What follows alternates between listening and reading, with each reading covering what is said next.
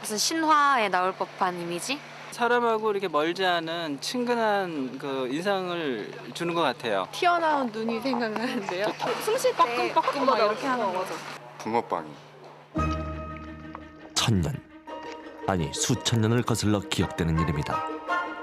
신화와 전설 속에서 빠지지 않는 이름, 붕어. 하지만 이 모두는 어제의 이야기다.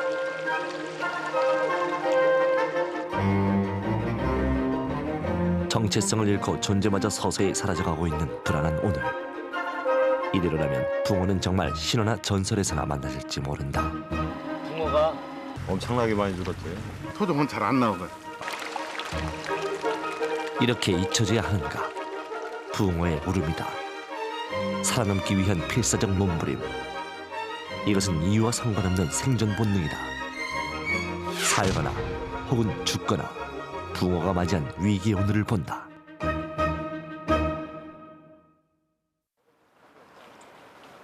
충남에 위치한 예당 저수지. 물반 붕어반이라 할 만큼 과거 붕어잡이로 유명했던 곳이다. 하지만 이제 흘러간 옛 이야기가 돼버렸다.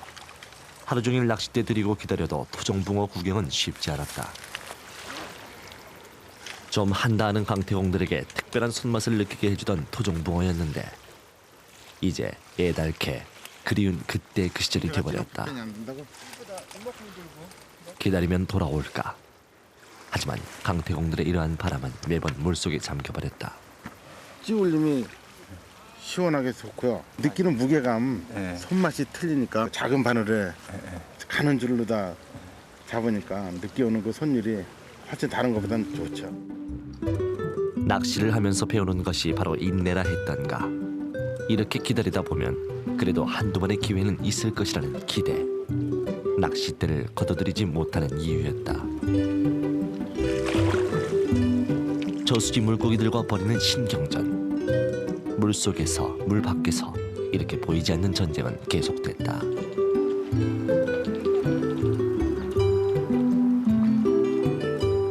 기다림이 길었다. 침묵을 즐기기 위해 강을 찾는다는 낚시꾼들. 하지만 너무 긴 침묵은 강도 사람도 잠들게 하지 않는가. 얼어붙어버린 풍경처럼 잠잠한 저수지. 그래도 보이지 않는 속에서 욕망은 꿈틀거리고 있었다. 토종붕어의 손맛을 기대하는 강태공들의 욕망만큼은 쉽게 잠들지 못했고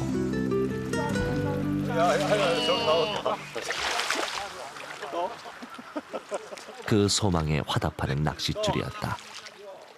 낚싯줄의 떨림, 그리고 손안 가득 느껴지는 힘, 바로 붕어였다. 오랜 기다림 끝에 얻은 환희.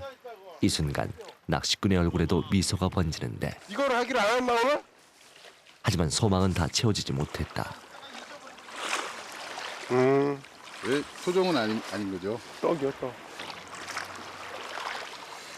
오늘 잡은 것 중에 그래도 가장 월초인 것 같은데요. 떡이라서 없어요.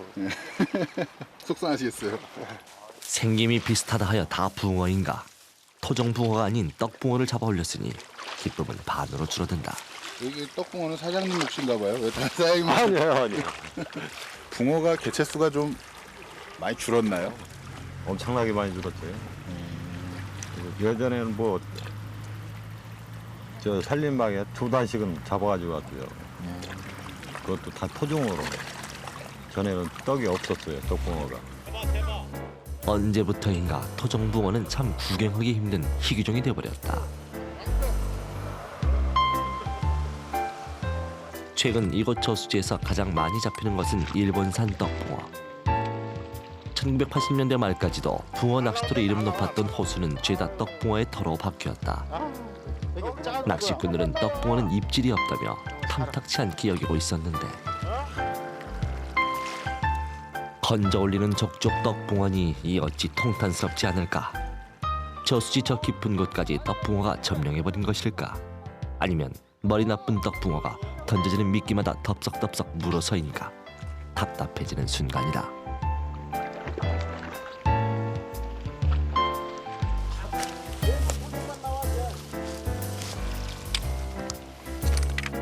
전문가들의 말에 의하면 이러한 추세라면 머지않아 남부지방도 떡붕어판이 될 지경이라는데 이렇게 된다면 토종붕어의 손맛도 강태공들에게 전해져 내려오는 전설이 되어버릴지 모른다.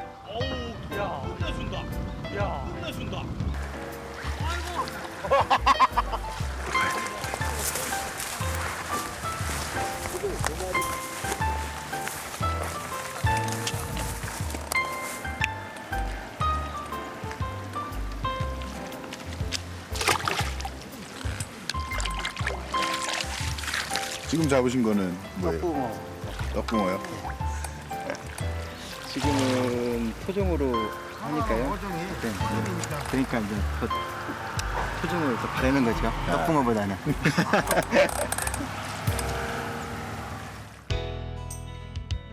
귀하디 귀한 몸이 되어버린 토종붕어. 하지만 어떻게 살려야 하는가, 어떻게 지켜내야 하는가에 대한 이야기는 그저 웅얼거리면서 끝나고 있는 현실이다. 이 막막한 현실에게 자꾸 묻는다 한들 돌아오는 답은 없었다. 온전한 우리 것을 지켜내기 위한 노력은 모두의 것이어야 한다. 토종붕어, 그 생명의 노래는 잦아들고 늦가을 스산함만 가득한 저수지에는 토종붕어를 기다리던 사람의 욕망도 함께 잦아드는 듯입니다.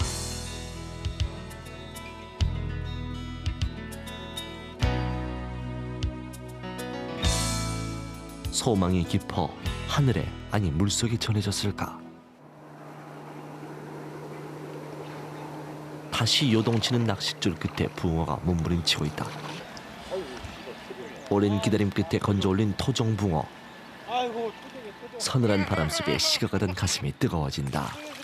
토종붕어요. 뭐 토종이 최고라 그러시던데. 일단 떡붕어는 우리 고유의 국산 붕어가 아니고 일본산 붕어 아니에요. 네. 그러다 보니까 토종을 우선으로 치고요. 일본산 떡붕어는 수심이 깊은 물에서도 적응을 잘하는 것으로 알려져 있다. 토종붕어보다 크게 빨리 성장하는 떡붕어. 최근 국내 저수지가 떡붕어판이 된 이유였다. 점점 사라져가는 토종붕어. 손맛을 위해 저수지를 찾는 낚시꾼들에게는 더없이 안타까운 현실이 되었는데, 원래 규정은 2개인데요. 얼룩 끼고 하나 걷어야죠. 안을 때 좀 보호를 해갖고 후손한테도 이렇게 진한 손맛을 전해주면 좋은데 그게 안 되니까. 또 왜? 인간과 오랜 역사를 함께해온 토종붕어. 그 존재에 관한 성찰이 절실해지는 순간이다. 오래전 선조들은 붕어를 모든 물고기의 기본으로 삼았다. 전국적으로 분포하면서 그 수가 많으며 사람이 잡기 쉬운 데다 다른 물고기들과 비교해 큰 편이었기 때문인데, 우리나라 한 200여 정도 되는 민물고기 중에 붕어는 가장 수백만 년 전에 종분화가 된 가장 오래된 물고기고, 그리고 안 사는 데가 없는 민물 어디에나 사는 대표적인 물고기죠. 하지만 최근 들어 토종붕어는 외래 어종인 일본의 떡붕어, 미국에서 들어온 베스나 블루길 때문에 위기를 맞았다.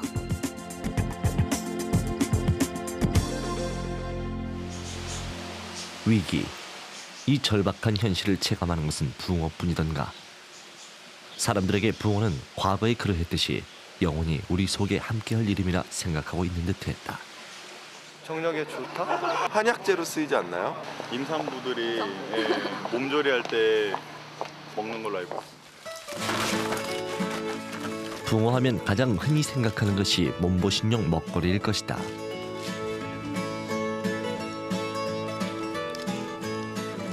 그중 일반인들에게 가장 익숙한 음식은 바로 붕어찜. 손질된 붕어에 각종 야채와 양념을 넣고 푹 끓이는 붕어찜은 조선시대 왕실의 보양식으로 올려질 만큼 풍부한 영양가와 깊은 맛을 자랑한다.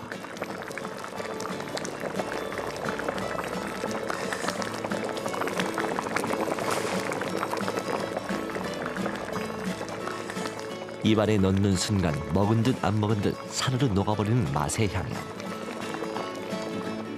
맛도 맛이지만 붕어는 몸에 기를 돋우어 활력을 만들어낸다 하여 남녀노소 모두에게 각광받는 보양 음식으로 예로부터 애용되고 있다.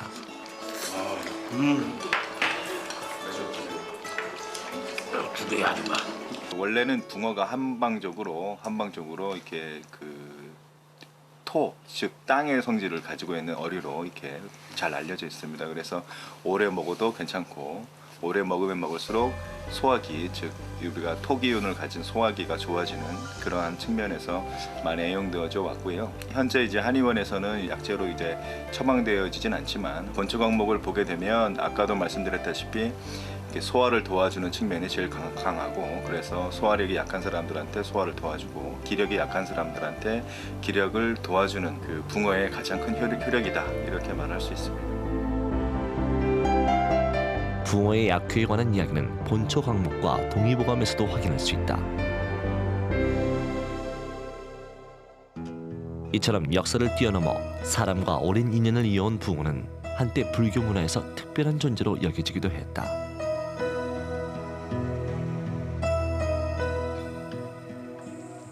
경상북도 예천에 위치한 용문사. 가을의 정취에 깊이를 알 수 없는 고즈넉함이 느껴지는 산사. 과거 찬란했던 불교 역사와 문화의 숨결이 그대로 살아 숨쉬고 있는 듯한데, 우리가 이곳을 찾은 이유는 바로 붕어가 불교 문화와 밀접한 관계를 지니고 있다 해서였다. 사찰 곳곳에서 부처와 승려의 그림을 만드는 것은 당연한 일. 하지만 특이한 것은 바로 붕어의 문양도 쉽게 눈에 띈다는 것이다. 도대체 왜 붕어의 문양이 사찰 곳곳에 새겨져 있을까? 마치 사찰의 수호신처럼 버티고 선 붕어 문양들, 숨은 뜻이 궁금했다. 용문사에 그 붕어 조각이 있다고 그래서 저희가 찾아봤는데요. 그게 어디에 있는 건가요? 예, 저기 용문사 대장전 건물 바깥 벽에 붕어가 있습니다. 뭐 붕어 이런 형상들을 여기 건물 외벽에다가 설치하여 불로부터 화재로부터 이 대장전을 보호하기 위한 부적의 역할을 했다고 할 수 있죠. 화재로부터 사찰을 지켜주는 수호신. 물속에 사는 수많은 어류 중 왜 붕어였을까? 신화나 전설 속에 등장할 법한 이야기.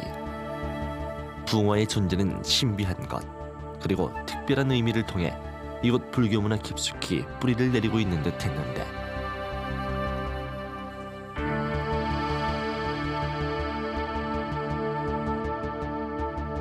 승려들이 예불 할 때 쓰는 목탁의 시조 역시 모고에서 비롯되었다는 것은 불교 문화에서 붕어가 상징적인 존재로 추앙받았다는 사실을 알 수 있다.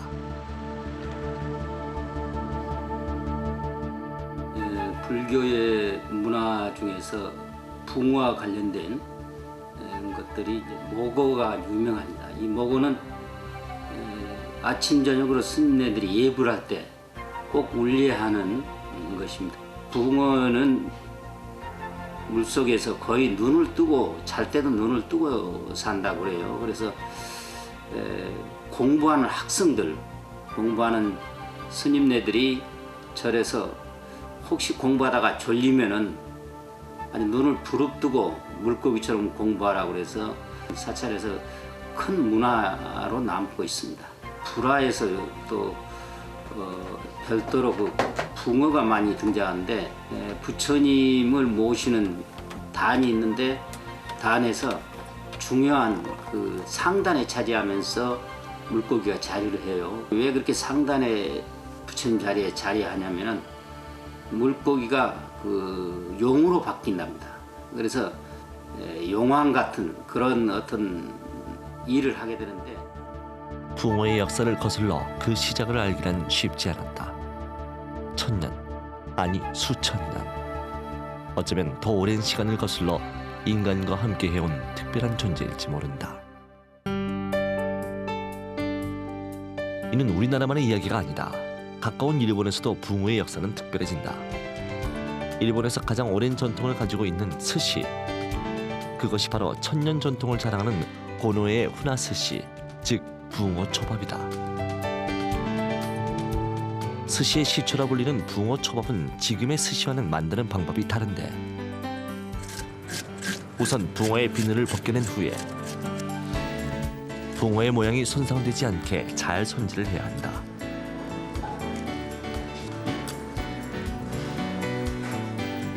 정교하게 손질된 붕어는 소금에 절여지는데,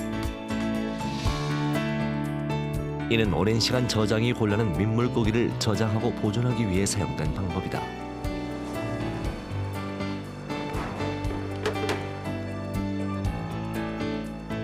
붕어 스시를 만들기 위해 소금에 절이는 시간은 대략 1달에서 3달 정도의 기간이 소요된다. 1달 이상 소금에 절여진 붕어는 수분이 빠져 살이 단단해지는데 이 때문에 처음 상태보다 부피나 크기가 줄어들게 된다.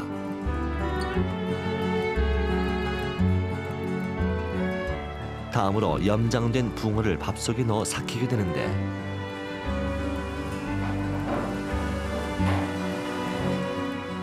삭히는 방법은 밥과 염장된 붕어를 함께 담은 통을 물이 담긴 통에 넣고 그 위에 무거운 돌을 얹어 3개월 이상 삭히게 된다.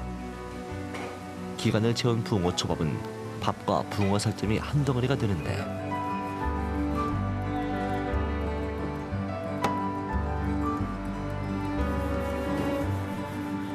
이를 먹기 좋게 썰어 먹는 것이 일본식 전통 붕어 초밥이다.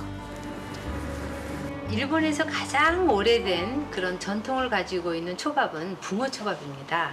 깨끗이 씻어가지고 소금에 절여서 무거운 돌로 1달 동안 눌러두었다가요.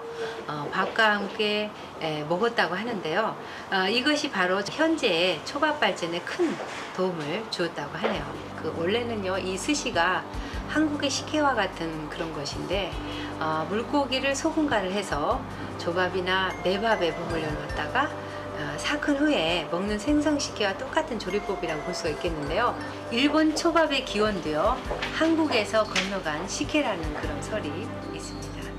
국경을 뛰어넘는 음식 문화, 그 맞물림 속에 붕어는 이처럼 역사의 한 획을 장식하고 있다.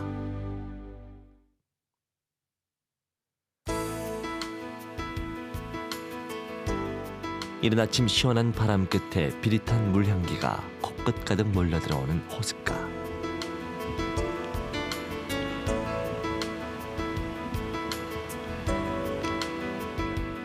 언제나 이맘때면 만날 수 있는 풍경.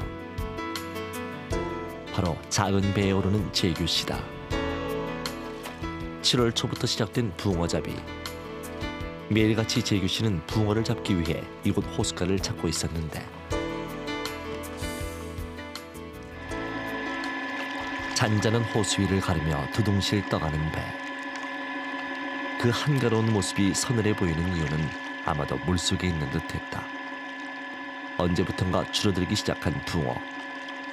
그것이 한숨의 이유였다. 근데 여기가 초작에는 좀 붕어가 그물 한 채 5kg 정도? 불과 한 3, 4년 전만 해도 이게 먹구름처럼 막 붕어가 막 다녔었어요. 지금은 우리가 그물 한 채에 1kg 잡히면 많이 잡히는 거예요. 그게 붕어가 없어요. 미리 쳐놓은 그물을 향해 나아가는 길. 매 순간 반복했지만 그래도 달라지지 않는 소망. 그물 가득 걸려있는 붕어떼에 관한 상상이었다. 하지만 늘 꿈에서 멈춰졌다. 그러다 보니 횡성어 붕어잡이를 위해 찾던 어부들도 하나둘 떠나고 몇 안 되는 상황이다. 아니. 그물을 건져 올리는 재규씨. 손안엔 허전함만 가득한데 이 상태로라면 횡성어 붕어잡이는 막을 내리게 될지도 모른다. 작은 물고기 한 마리도 걸려있지 않은 빈 그물. 그걸 들여다보는 재규씨의 심정은 무겁게 내려앉고 그물에 걸린 쓰레기를 물고기로 여길 만큼 마음이 절박해진다. 오늘따라 왜 이렇게 장어가 많이 잡히지? 장어라고 표현하시네. 그래야지 좋지요 뭐. 기분인데.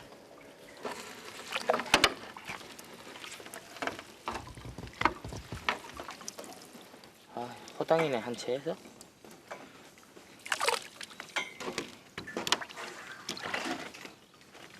지금 여기 저 물 건너온 붕어잖아요, 거나 다. 근데 여기는 붕어가 아직 토종이거든요. 제가 이제 잡아가지고 한번 보여드리고 싶은데 없으니까.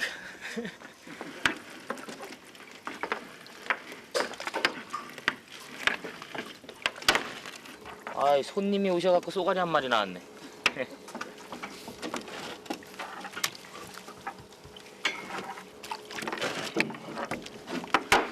그래도 아직까지는 우리는 저 붕어보다 이런 거 잡히는 거 좋아해요. 왜요? 예? 왜요? 아 붕어는 싸잖아요. 식당에서는 저 먹을 때는 비싼데 우리 저 어부들 도매금으로 팔을 때는 싸요. 지금 보면은 뭐 키로에 우리가 지금 이게 붕어가 토종인데도 키로에 지금 한 10,000원이니까요. 떡붕어와 중국산 붕어에 밀려 토종 붕어를 잡는다 해도 실상 큰 이득은 보지 못한다. 오히려 쏘가리와 같은 어종이 더 값을 쳐준다 하는데 그래도 5개의 그물을 끌어올려 겨우 건진 붕어 한 마리. 그래도 참 반갑다. 몇 년 사이 급격하게 줄어버린 토종 붕어. 그 탓에 토종 붕어는 잡혀도 잡히지 않아도 걱정인 어종으로 전락됐다.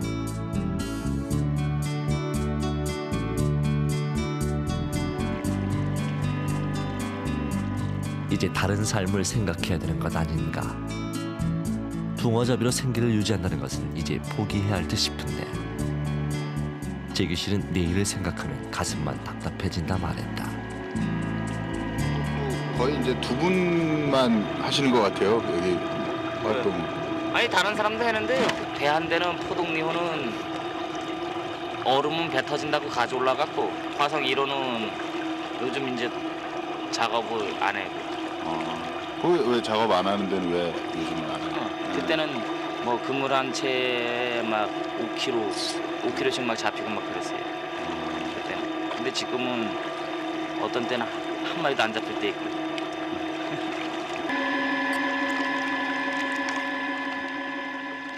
그래도 혹시나 하는 마음에 쉽게 포기되지 않았다. 그 마음에 화답을 해주는 것일까? 남은 그물에서는 제법 많은 붕어가 걸려 있었는데 과거와 비교하면 턱없이 부족한 양이지만 이나마라도 건질 수 있다는 것에 감사할 따름이다.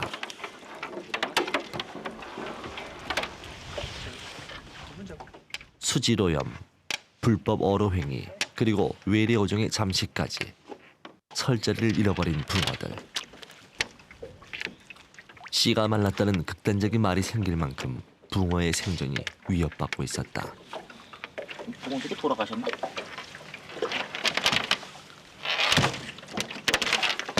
오늘 이만큼 잡았다 해도 좋아할 수 없는 것이 붕어의 개체수가 계속 줄어들고 있는 추세여서 내일을 장담할 수 없기 때문이다. 하지만 이 상황에 또 다른 숨은 이야기도 있다. 실상은 붕어가 스스로 개체수를 보존하기 위해 인간이 쳐놓은 그물망을 피해 서식지를 옮겨갔기에 붕어잡이가 더욱 힘들어졌다는 이야기도 있다. 반대편 아니야? 응? 반대편. 재규 씨의 손놀림이 바빠졌다. 잡아들인 물고기의 선별 작업. 이 작업은 붕어와 다른 어종을 구분하기 위함인데 여기서 특이한 것은 붕어보다 큰 어종의 물고기들을 그냥 버린다는 것이었다. 퇴치를 해야 돼요.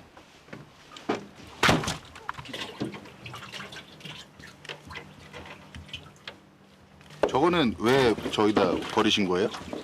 그거는 우리 여기 붕어 치어, 그러니까 치어들을 먹어 치워요. 그래서 저거를 토액하면은 치우는 걸로 돼 있어요. 다시 물에다 살려주는 게 아니고 저게 베스나 뭐 블루길 뭐 그런 거 같이 취급을 받아요. 저게 그냥 하는 걸로 했어요. 붕어잡이의 미래를 생각하면 붕어의 개체수를 지켜내는 것이 가장 중요한 일이다. 그래서 재규 씨는 붕어의 치어를 잡아먹는 어종을 없애는 데 힘을 쏟고 있다. 걷어올렸던 그물들은 다시 물속으로 들어간다. 그물과 함께 붕어잡이의 꿈도 날개를 폈다. 토종 붕어가 펄떡거리는 호수. 과거 보기만 해도 가슴 벅찼던 그 광경을 떠올리며 다시 그날의 즐거움을 맛볼 수는 없을까. 그물망 가득 그 꿈이 펼쳐져 있는 듯하다. 많은 사람들이 이들 붕어잡이에게 하는 말, 이제 그만 포기하고 다른 살길을 찾아보라는 말이었다. 하지만 말처럼 어찌 사람의 마음이 쉽게 걷어질까. 어린 시절, 청년 시절을 살아온 이 호수에서 붕어를 만나는 일이 가장 큰 기쁨이었던 사람들이었다. 간만에 묵직해진 화로통. 그 속에서 붕어만 따로 건져 바구니에 담았다. 붕어는 보통 음식점이나 약지상에 넘겨지는데 최근 워낙 좋은 영양식이 많이 나오다 보니 붕어의 인기가 예전 같지 않은 것이 사실이다. 이 때문에 힘들게 잡았어도 공급자 입장에서 큰 이익이 없으니 붕어잡이 인구가 점점 줄어드는 것이다. 잡아들인 붕어를 실은 트럭이 출발해서 찾은 곳, 바로 약지상이다. 네. 이야, 좀 붕어 좀 적은 것 같네. 네, 요즘 고기가 좀 잘 안 잡혀가지고요. 글쎄 요새는 붕어가 많이 안 잡히는 모양이에요. 그러니까 이거 한 2개 정도는 돼야 그래도 기계에 넣어서 돌릴 텐데.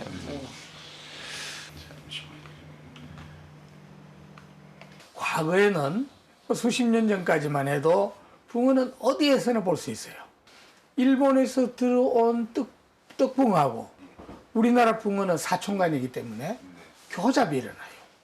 그 중간 잡종이 나온단 말이에요. 유전자 교란도 한 종을 없애는데 중요한 그런 요인이 됩니다.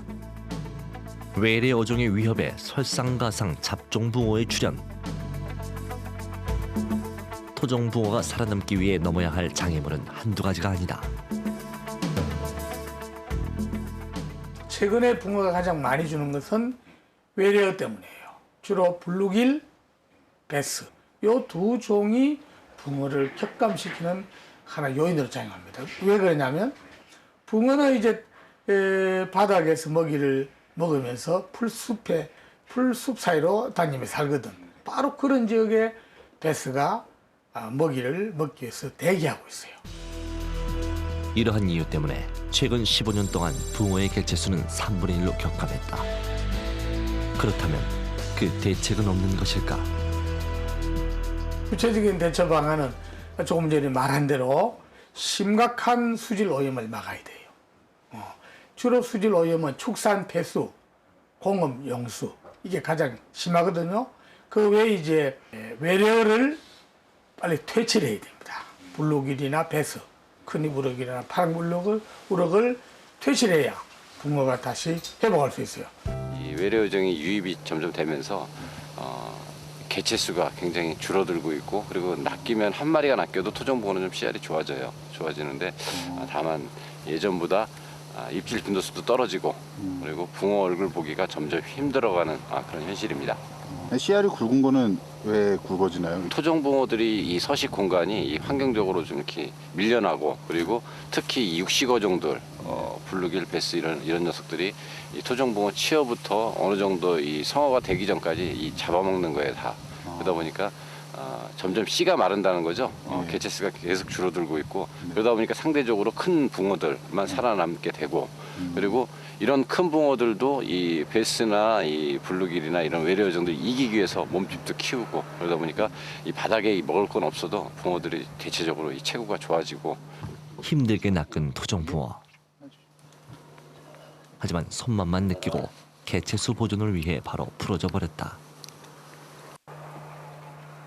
정말 낚시를 즐기는 사람들은 정작 잡은 고기를 가져가지 않는다. 일단 잡았다가 다시 놓아주는데 특히 토종붕어는 꼭 그래야 한다고 이야기한다.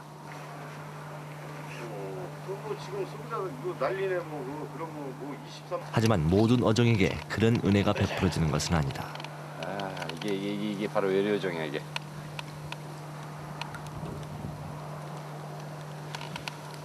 자, 블루길입니다.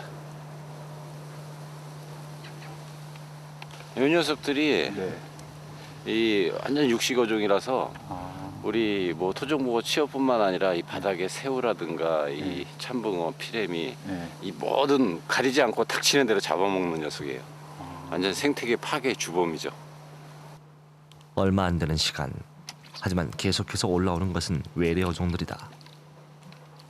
외래 어종들의 잠식력과 번식력이 얼마나 대단한가를 확인할 수 있었는데 우리 붕어 낚시가 이제 떡밥 낚시 내지는 동물성 미끼 낚시 이 두 가지 형태로 이루어지는데 이런 녀석들이 있으면은 이 동물성 미끼로는 낚시가 거의 불가능할 정도로 들어가면은 뭐 토종붕어가 먹을 기회조차 주지 않고 이 녀석들이 달려듭니다. 지금처럼 지렁이 미끼 계속 이렇게 낚이는데 적응력도 빨라요. 이놈들이 또 지렁이도 물론 먹지만 나중에는 떡밥도 먹습니다. 아주 독한 놈이에요. 블루길이나 뭐 지금 베스는 아직 안 낚이고 있지만 베스들이 있는 곳에서는 토종붕어 낚시가 굉장히 어려워지고 힘듭니다. 무엇이든 닥치는 대로 먹어치우는 블루길. 마치 강자의 횡포처럼 블루길은 저수지한 생태 질서를 모두 무너뜨려버리고 있는 셈이었다. 낚시인이라 하면 그저 취미로 물고기를 잡는다 생각하지만 실상은 낚시를 통해 물속 생태 질서를 바로잡아주는 일도 중요하다. 토종붕어를 지켜내기 위해 외래 어종을 잡아 개체 수를 줄이는 것, 이 또한 낚시인들의 중요한 역할이 아닐 수 없다.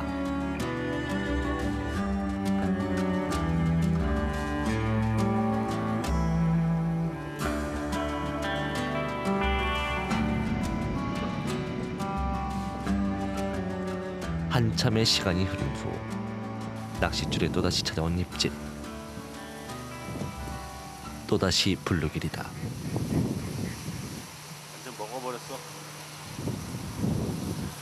오케이. 보기에는 참혹했지만 어쩔 수 없었다. 이거 피나는 거 봐. 수천 년 우리와 함께온 토종붕어를 이렇게 사라지게 만들 수는 없는 일. 두 눈 질끈 감고 해야 할 일이었다. 하지만 실상은 블루길보다 더 지독한 놈이 베스였다. 오늘의 목적은 베스를 많이 잡아들여 그 끝도 없는 번식을 좀 막아보자인데 오늘따라 블루길에 비해 베스가 덜 낚인다. 아무래도 물속에서 실컷 배불리 먹어 미끼에 관심이 없는 것일까. 베스와의 한판 승부. 오래 참는 자가 이기기 마련이라 했던가.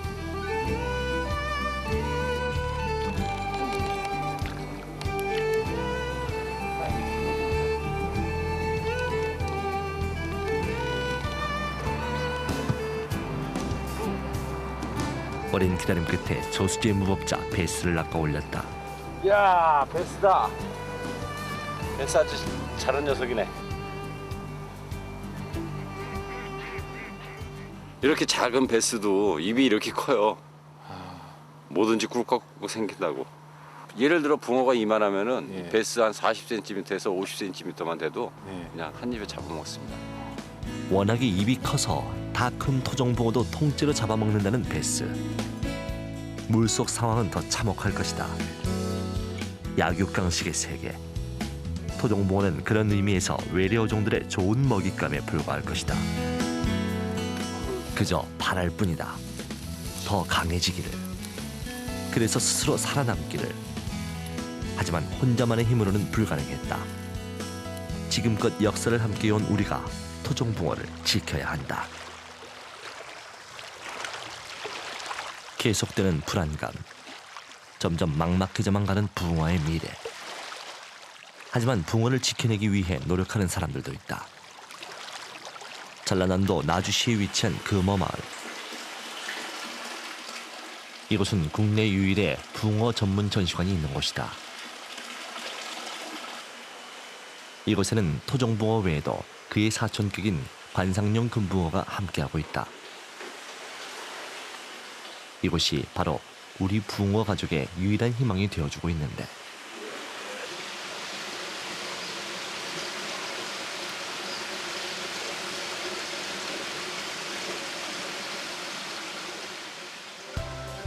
어린 치어에서 성어까지 이곳은 그야말로 붕어들의 낙원이다.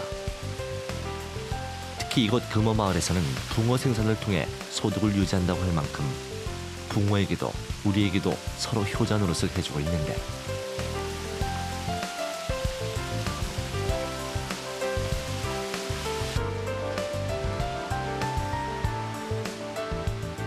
그런 의미에서 이곳 마을 사람들은 붕어 덕에 먹고 사는 사람들인 셈이다. 현재 위기를 맞고 있는 토종붕어. 그 위기를 기회로 삼았기에 오늘이 가능했다 말한다. 외래 어종에 밀려났던 토종붕어들. 하지만 계속해서 어종을 확보하고 개체수를 늘려 미래를 내다보게 된 것이다.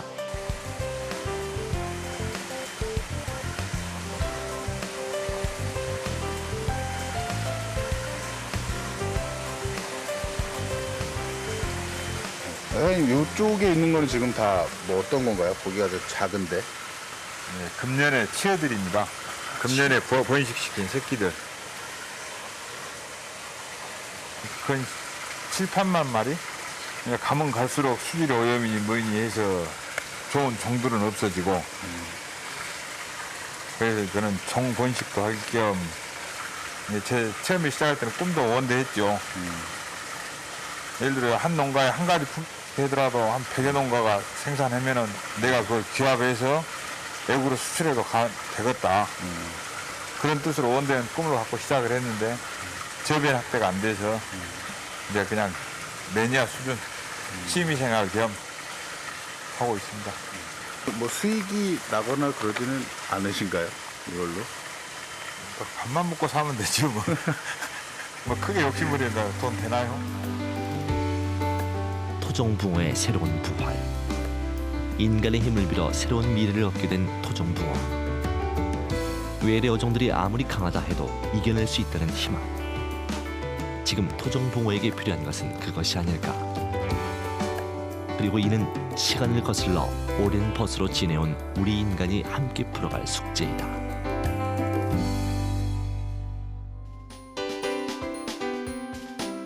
한나절이 다 가도록 움직여지지 않았다.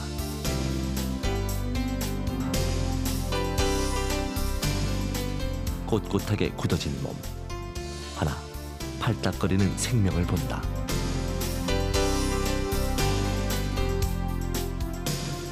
붕어. 역사이던가 전설이던가. 신비로운 영감을 들이우고 인간의 세상을 자꾸 넘나들었다.